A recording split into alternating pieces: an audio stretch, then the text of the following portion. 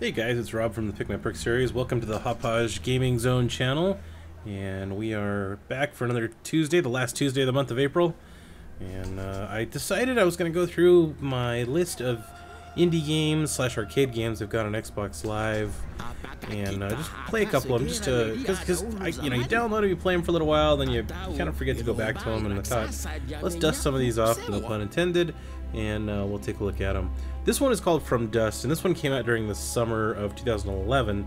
If you remember, there was a big rash of games that came out during summer 2011 for the Xbox Live Arcade. A lot of really good titles, and this was one of them that I was really looking forward to. Pretty much the premise is really simple.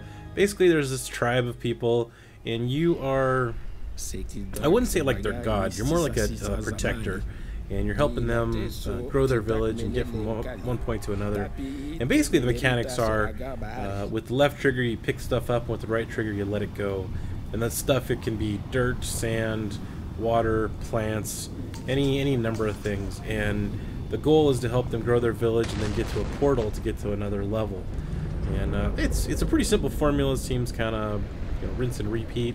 And you think it might get boring after a little while, but truth of the matter is, it has a real puzzle aspect to it, and that's what keeps it interesting and fresh. So you have these different landscapes that you're in, and you have different objectives. So you're basically, the character you're controlling, it looks like a little, it's really kind of nondescript actually. It's like a little animal of some sort, and it's got this bright yellow tail, so you can see where it's moving, and you kind of dash around the island. The neat part is you can zoom in and zoom out and rotate the view any way you need, so that you can see whatever it is you need to see. But you're not really building anything. They're doing all the building. They have objectives they have to get to, and they're basically totem poles, or totems, I think is the actual phrase they use. And as soon as they get to a totem, they populate the area, the natives rejoice, and then you get a new objective until you wind up having to open the portal and move on to the next level. So some of them are more water-based, some of them are more land-based.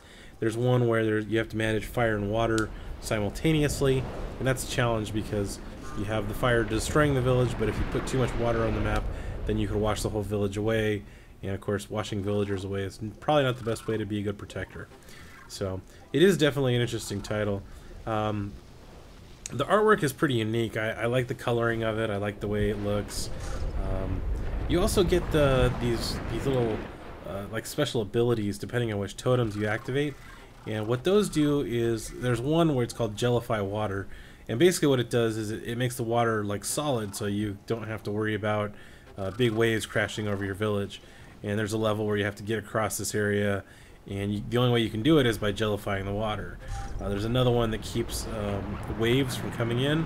There's another one that extinguishes fire on the entire island. But overall, there's these little mechanics that keep it interesting. So it's a mix of moving the material around like you normally do, but then using these special abilities to help you accomplish whatever the goal is. So it's pretty cheap in the Xbox Live Arcade. You can check out the demo, take a look and see if it's something you might enjoy.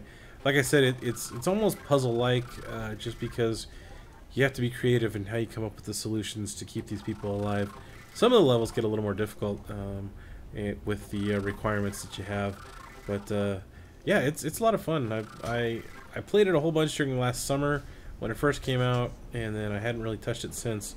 And I'm kind of glad I did, because like I said, it's a fun game. It's a fun change of pace from a lot of the shooters I've been playing and that sort of thing. So, but anyways, guys, I hope you enjoy the rest of your Tuesday, and I will talk to you later.